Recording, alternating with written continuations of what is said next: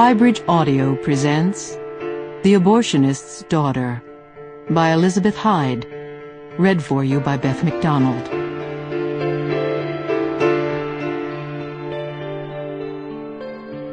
Part 1. December. Chapter 1. The problem was, Megan had just taken the second half of the ecstasy when her father called with the news. Earlier that day, her roommate had bundled up and trudged out into a raging front-range blizzard to buy 2 green clover-shaped pills, one for herself and one for Megan as a kind of pre-Christmas present.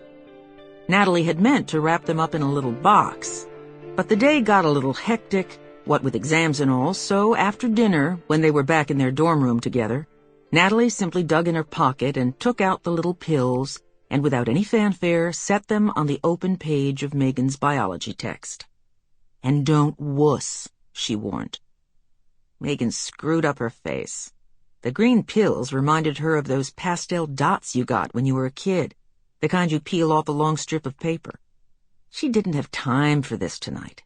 She scooped up the pills and put them into a clay pinch pot that sat in the back corner of her desk. Lumpy and chipped, the pot looked as though someone had stuck his elbow into a ball of clay, which is exactly what Ben, her brother, had done 11 years ago. A major accomplishment for Ben.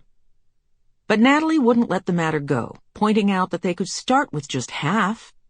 And so, instead of studying for her biology exam as planned, Megan Thompson, pre-med freshman at the university, found herself giving in to something larger and decidedly more fun that evening.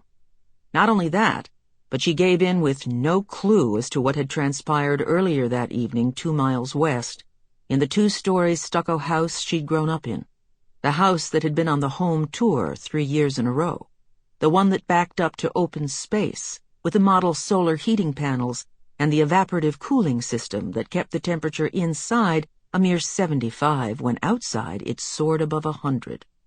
She had no suspicions, no worries, no funny feelings that might have caused her to think twice, to resist the temptation and opt out of what she knew from experience would be another evening of all-night bliss.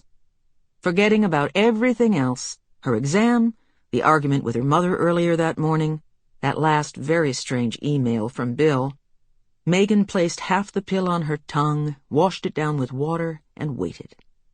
That was at 8 o'clock. At 8:30, they weren't feeling much different. At 8:45, Natalie wondered if they should take the other half.